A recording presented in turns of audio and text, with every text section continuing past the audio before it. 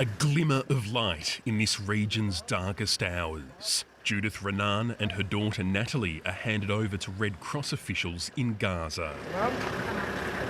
The pair from Chicago had been visiting Judith's mother at a kibbutz in southern Israel when they were caught up in the Hamas rampage. Family and friends are overjoyed. I spoke with my daughter earlier today. She sounds very good. She looks very good. She was very happy. And she's waiting to come home. And hopefully I'm going to see them next week. Next week is Natalie's birthday on the 24th. And we're going to celebrate her birthday here in my home. The US Secretary of State welcomed their release, but noted that scores of others remain captive. We share in the relief that their families, friends, and loved ones are feeling. But there are still 10 additional Americans who remain unaccounted for in this conflict.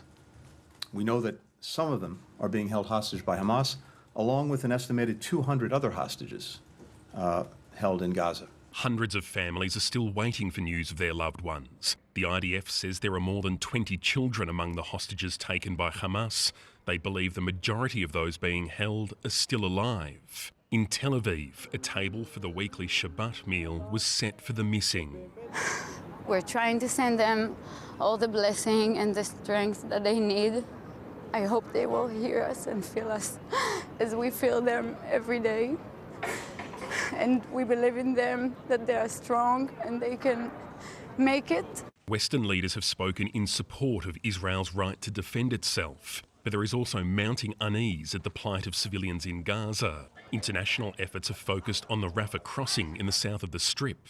The United Nations Secretary-General flying to Egypt to personally intervene in negotiations, calling for what he says would be a meaningful number of aid trucks to be allowed to enter Gaza every day. These trucks are not just trucks. They are a lifeline. They are the difference between life and death for so many people in Gaza. The Hamas-run health ministry claims 16 Palestinian Christians were killed when a Greek Orthodox church was hit. Israel releasing video of the strike. It says a nearby Hamas command centre was the target and only part of the church compound was damaged. The incident is being reviewed. Church authorities say children had been sheltering inside. It had been considered a safe space. I would like to say that nobody is safe in Gaza, regardless of religion, regardless of your involvement in anything. Nobody is safe. In the north of Israel, Hezbollah and Hamas continue to fire rockets. It's a low-level conflict, but one which could quickly become something bigger. And so 20,000 people are being moved further south. אנחנו ילידי המקום ועברנו פרק אחד או שניים במלחמות בצפון. ואנחנו מקווים לטוב ויהיה טוב. Tensions rising in the West Bank too. While in Jerusalem, Friday prayers were conducted under tighter than usual security. Palestinians unable to gain access to the Al-Aqsa compound prayed outside the old city. Israel knows tensions will only rise further when the next stage of its military campaign against Hamas gets underway.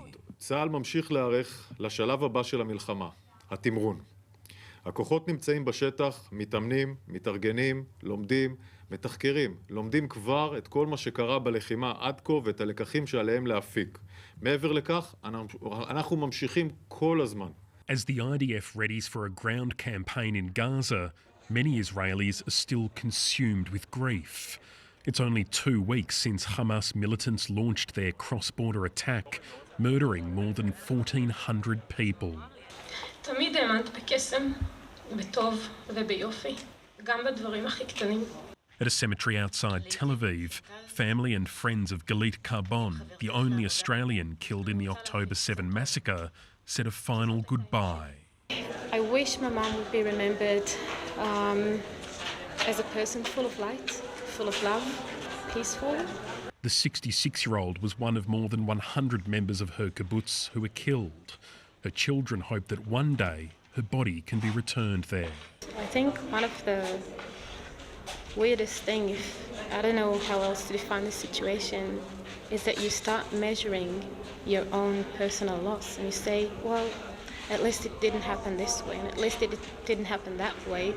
And you know, it's just my mom. It's not more people that I knew.